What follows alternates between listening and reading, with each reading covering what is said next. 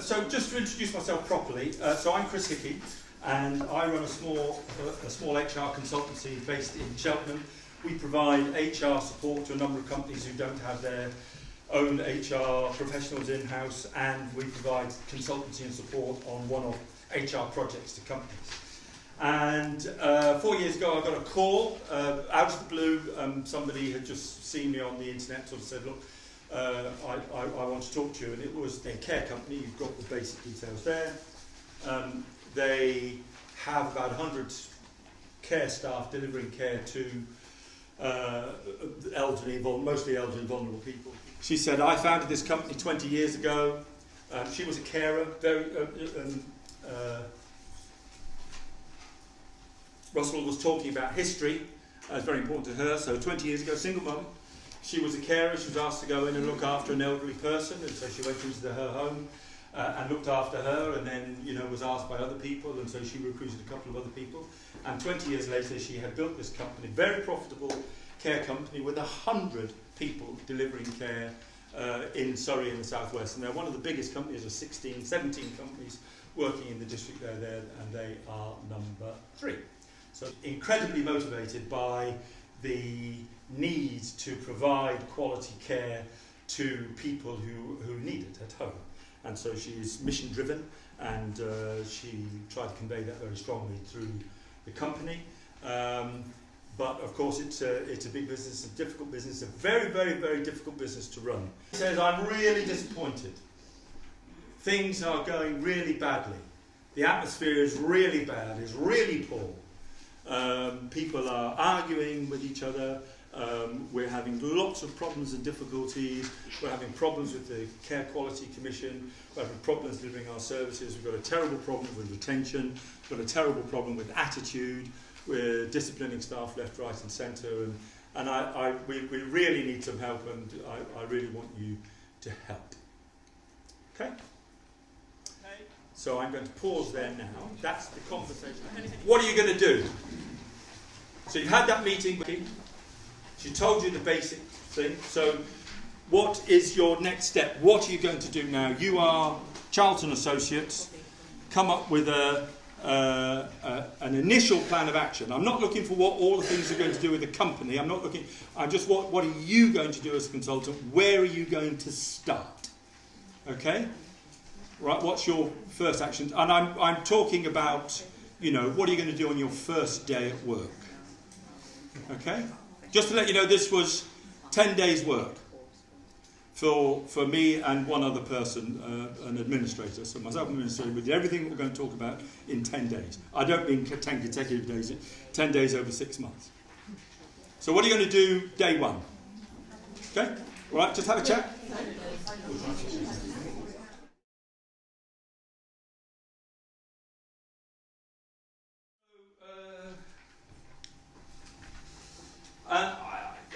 I think things fall, generally speaking, I use this as the diagram I have in my head when I approach or work with any company. The company's made up of 3 elements, all companies. There's the task, there's what actually people do, right, and how well do they do it. If they're making rubber ducks, are these the best rubber ducks in the world, or they okay rubber ducks, or this, that and the other. So it's the task, how well do they do the task, how well defined is it, how clear is it to people. And these are, they're not in order, right? And so that's not 1, 2, 3. But the second thing I look at is the process. How do people go about this? Is it well organised? Is it well structured? Are things done clearly? Do the way that people talk to each other, the way that people interact with each other? What are the processes like? Not only the manufacturing or service delivery processes, but what are the people processes like? And thirdly, looking at the people. Who are they? What are their skills? What are their attitudes, motivations, and all those kinds of things. Those are the 3 elements that I lay over any particular company. So if I'm looking at a company, things tend to fall into one of those 3 sorts of things. So this is the first thing I did, which is pretty much what you said. So here is here's the company structure. I'm sorry, you would have had that slide earlier, but there we are. So we've got 2 directors, a general manager, really good guy. There's an operations director, there's an HR and finance, there was then an HR and finance director. assistant head of operations, a training and quality assurance. Training and quality assurance person, an HR assistant, a scheduler, the person who actually said this is when you're going to send people out to do this. Coordinators, people who are on the phone ringing up. If I'm Mrs. Jones and I want someone to come and help me, I ring a coordinator. The coordinator rings one of the 115 home care assistants. That's the management structure. That's the structure of the organisation. So I got these guys together. Okay, as you did, and we had a meeting, a chat, this, that, and the other. What do you think? What do you think of the company? We had a general meeting. People talked very openly and honestly about the problems, difficulties, challenges, as well as the positives and benefits. Then I had one-to-one meetings with all of those individuals, and then because there are 115 care assistants. I can't meet them all, and I said, look, can you choose the operations director? Can you choose me 6 people who can see me, who have been here a short time, a medium time, and a long time, and so on and so forth. So they were selected by me. I didn't obviously have any contact with them, and I spoke to 2 of the coordinators, and we did a staff survey, but not the 12 questions, 24 questions in our staff survey. Okay. Now, just to say, the bottom paragraph. They didn't know that information because they didn't measure it. They just said people don't stay very long. People keep leaving, but often people don't finish their induction training. I said, well, often, what does that mean? They said, well, we don't know. Well, how many people do induction training? Oh, I don't know. We're going to go and find that one out for you. So training went and found out how many people had been inducted, and I said, well, how many people finished? Or I don't know, can you count? Counting the forms, yes, it's X, Y, and Z, and so on and so forth. So they didn't know the figures in the bottom paragraph. They didn't know that 41% of staff left before 6 months service. 41%. That's 20 people. Right? They didn't know. They just knew people didn't stay very long. And the HR department, boy, were they busy. Okay? An HR investigation, a new one every week, into some form of disciplinary shenanigans, or grievances and disciplinaries were just clogging the place. We do not have engaged employees in this company. Everybody's unhappy. Okay? And how I describe it, how I'm looking at it, here's the staff survey, okay? So 60% of people, so if the average is 47% of people who want to leave, 60% of people intend to leave, okay? 30% are satisfied with line managers, 30% are satisfied with the training, 50% with work shadowing, levels of trust 60%, feelings of trust 40%. And interesting things like feeling fairly paid, 42%, pride in the company, 68%. Now what's interesting is 73% of people are feeling well motivated. These people actually like the job, the care workers and the people working in the care industry actually like working in the care industry. These are things that they value. But the numbers are pretty low. We've done that, I've just said that. So we've got coordinators, managers, directors, people in the training department, HR, care workers, and these people are busy. I mean, these people are really, really, really busy, frantic. They're struggling to cope with the amount of work that's done. And this is a place that feels like that. Everybody rushing around, catching their tails and all that kind of stuff. Okay? So I said, look, I think our aim is to get everybody working together. Okay? Get everyone to master their bit of the jigsaw, get everybody working together. So that was in my head. So now it's your turn. So I'm going to give you 15 minutes now. I had a couple of weeks to do this, but I'm going to give you 15 minutes because there's 6 of you and there was only one, well, there's 2 of me, but not 2 of me, 2 of me and somebody else. So what actually now are you going to do? I want you to come up with a plan, a cunning plan. What are you actually going to do? Where are you going to start? what things, yes. How many managers are there? Just out of interest. How many managers? So there is the general manager, operations director, HR manager and finance. The people with management responsibility, the training manager was a training manager who didn't manage anybody, but she had management because she did manage the training. And the assistant operations director managed the coordinators and the schedulers. So that's 7, is it? 6, 7? You managed all the home workers then? What, the operations director managed all the home workers. So there was 115 home workers managed and reporting to the operations director.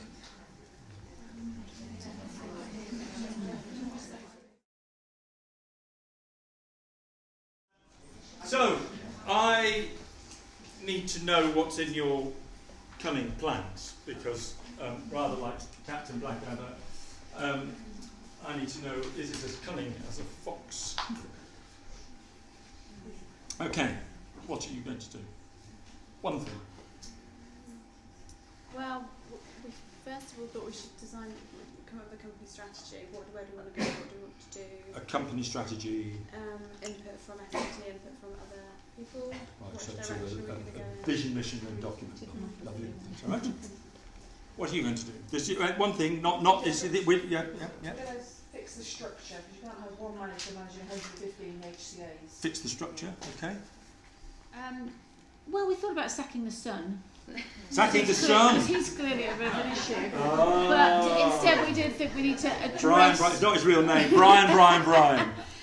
But addressing the We need issues... to talk about Brian. Yes, we've obviously got a backlog of issues as well in Okay. terms of the whole group, so we need to almost get over that hump, draw a line, get to the bottom of what those are to move on. Yeah. Otherwise that's just going to sustain hopefully all this other good stuff that's He's head of happening. HR, Brian. Well, exactly.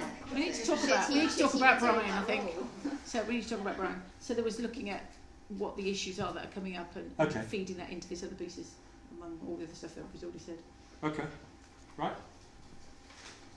I suppose one of the things that we talked about was about getting employees involved very much heavily in everything that they're doing. So make sure that they're actually driving and engaging themselves, in case the management team purely driving that to enable that to happen. How we go to that with these disparate people? There are 100 people. They don't ever come to the office. They leave home. They get an email saying go to 23 Acacia Avenue and see Mrs. Smith for half an hour, and then go to 50 Highland Avenue and see Mr. Jones for half an hour, and then drive 2 hours and go, don't get paid, and drive 2 hours and go and see, somebody else. So how do we get them? Just, Regular phone one-to-one. phone one-to-ones. Yes. You could do some of that, or actually there could be a continued commitment from the business to allow them time to do that as it's added value activity. Right, so we'd have to pay them to start. Okay, all right. Right, so now you can't vote for your thing, all right? So we've got a strategy, we've got change the structure of the, so create a strategy document, the vision, mission and purpose, so there's 2 votes for that, so I suppose you could vote yes, we can do that. We've got fix the structure of the company, do something to the structure of the company. We had skills audit. We had fixed the induction training.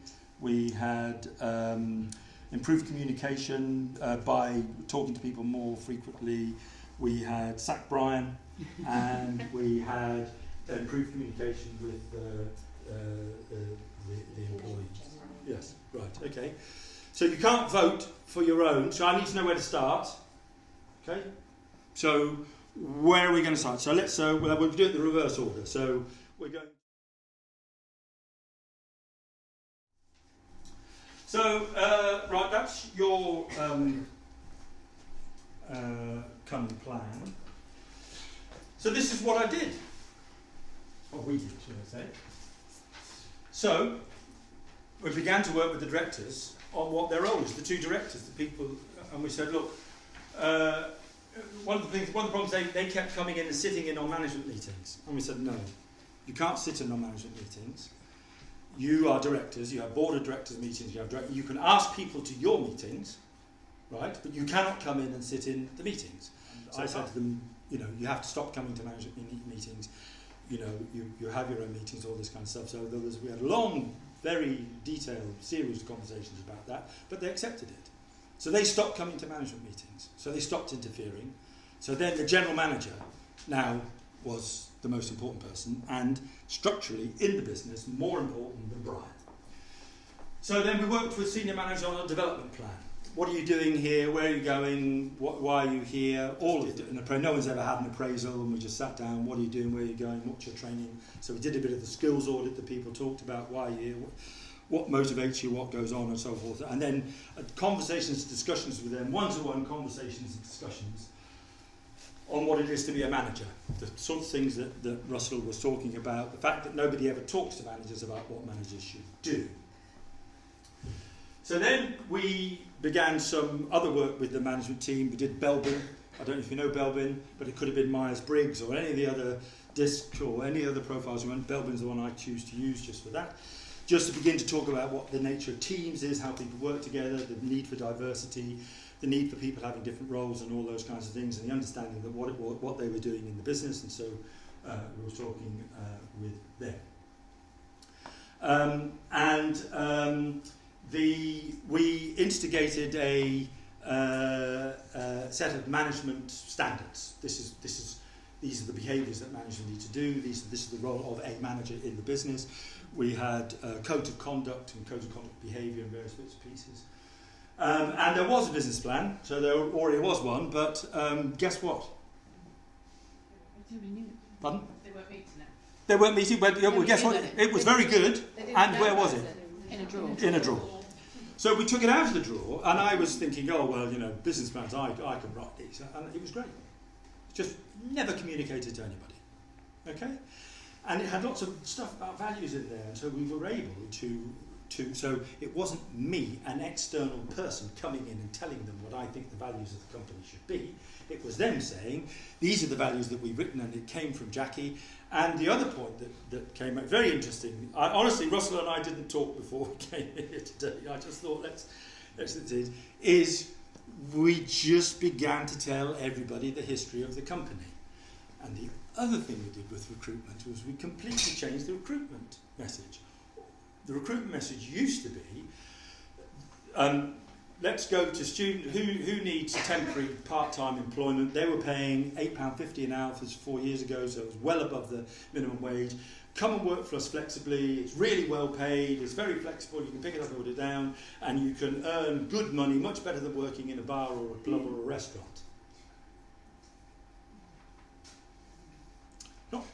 And 20% of people weren't managing to get through induction. Induction training was lied to people. That's part of the problem. It was dead boring as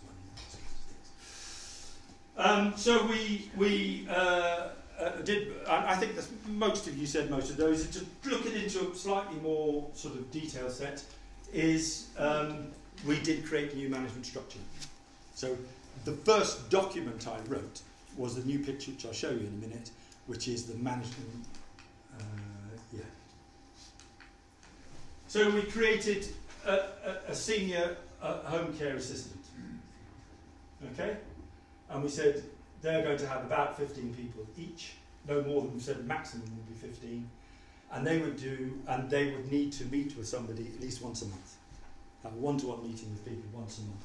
These are the people doing the job. So what problem did that change solve? Problems. Being isolated and People feeling isolated. And no manager to go to. Yeah. What's your career structure? Pardon? Career structure. Career structure. Some of the grievances, etc., could be resolved Yes. because you can Nipping things in the bud. Yeah. Quickly. Praise and recognition. Praise and recognition. Because we trained all the managers and said, part of what you've got to do is you've got to give people praise and recognition. They've instituted a programme for doing that and various bits and pieces they had to do and all those kinds of things. So we solved 50 problems in the company just by doing that. Somebody said pay them more. I said review them. It was reviewing it. No, haven't paid them a penny more. Well, these people get paid more because we created a grade, but we haven't paid people a penny more. I said that will do nothing. That's just an arms race. But if you remember, you probably don't remember, but on the slide, only 42% of people in this company believe they're fairly paid in comparison with others. And there are 16 care companies in Surrey, all of whom they could work for. All of whom, if they left in the morning, they could go and get another job. Because Russell called it a war for talent. In the care sector, in the care industry, this is an entry-level job, an entry-level grade. There just are not enough people willing to work in care. And I've got 3 care companies as clients, and every single one of them, we spend all the time talking to them about recruitment strategies and recruitment and retention. Okay? So they focus, interestingly, it's very interesting. This is the guy, hi Chris, yeah, how's it going, Dave? Yeah, great, yeah, all that kind of stuff. You know, we're really having a problem with our recruitment, all this kind of thing. And I said, oh, you lost a couple more people, have you? Yeah, we've lost them. And I said, can we have this conversation again and talk about retention? Can we talk about doing things that make it more likely that people would stay with your company? Oh, yeah, no. Talk to people more and all that rubbish you talk about, Chris. Yeah. No, let's just recruit people. So the resistance in people to embed a culture of engagement is phenomenal. So they pose their problem as recruitment, and I pose it always as retention. Okay? Because it's much easier to retain someone, and the benefits that you get from that is you should be doing this and this, that and the other, but they see it as a recruitment problem. That's a dive down. Anyway, so I just want to go back to here. So we did the career, so with the new management structure, career progression, we did building team roles, we created a set of management standards, improved communication through all the messaging we talked about, we changed the recruitment message, we refocused key roles. I was talking a bit about coordinators and scheduler. I was telling a group down there, the person whose job it was to match Mrs. Jones in 23 Acacia Avenue with Frank, who was going to deliver the care, she literally sat in a room on her own and didn't talk to anybody. Produced these schedules at the end of took her 2 days to do it every week. Produced these schedules, sent them out, and then we had 4 days of chaos. As everybody said, well, I can't do Thursday. I told my so-and-so that I'm not working on Thursday and this and that and the other, and she would go mad. She said, I'm just going to, we ramped this one here. We provided information on salary rates locally. Okay? So we said there are 16 care companies in Surrey, and this is what they pay. Okay? And our 4. That's what we did about pay. So we did that. Feeling fairly paid went from 42 to 84%. We just told them, actually, you are being fairly paid, right? Because if people are unhappy about pay, they look in the paper and they find the first job doing what they do that pays more, and they go, oh, well, I can get paid more doing that in Tesco's. Yeah, and then I say, yeah, you can get paid less in Lidl, Aldi, Waitrose and 20 other places, right? But you're focusing on one, so people focus on where they can get paid better. So you provide, sometimes just providing information tells them that. So intention to leave went from 58% to 32%. Motivation from 73 to 86. Satisfaction in improvement. This is 6 months later. In the 6 months after the changes, 4 people left, compared with 53 in the 6 months prior to the changes. And current staff over is about 16 people a year, so 16%, which is pretty good in the care industry, because it's an industry that does that. So profits have gone up, morale has gone up, everything that you could possibly want to know about this company has gone up. And it's not the same. So I'm still working with them 3 years later, and I'm need a new series of changes and challenges, because a lot of the people are new, because it's embedding it. Managers leave, and I say, well, I'll come down and I'll do some more training with management training with the new people. And they go, that's all right, Chris, we'll do it ourselves. But doing it ourselves means I'll have a chat with Sally for half an hour, right? It's not management training where you sit down and say, these are the principles, and I'll take you through a process, and we'll go through something. So it decays, nothing stays the same, but it had an unbelievably dramatic impact. And what's fantastic is every single person in this room knew it. I didn't do a single thing that somebody in this room didn't suggest. Everything I did was what you would have done. So I want to say it works. It works here because one of the things that's different here is the person who owned the business was committed to the change. And she told everybody, I'm committed to this change. Okay? And that's, if you want to say to me why really did it work, is she said, we're serious about this. And what's even more interesting is, it's very humbling, it's very good for the soul, because when I go there, they always talk about all the work we did, meaning them, because they did do it, because I didn't do it, obviously, they did, in that sense. But they talk about things that we did. You know, so we the managers, and we did this, and we made these changes, and we created these posts and all this kind of thing. And I go, okay. You know, so whereas frequently as a consultant I go into a company and it doesn't work out, and they say that's because you were crap, you were rubbish, you were useless. It didn't work because of you. You're terrible. So they tell you quickly when you're terrible. But that's all I want to say. I want to, please, I've got 2 more handouts which detail the work that we did. One is the changes in the satisfaction score, and one is a longer list of everything that I've done. And Frances is just going to finish off by... Thank you very much, Chris. That was really, really interesting, and I hope you all felt you learned something out of that really fascinating case study. So thank you very much.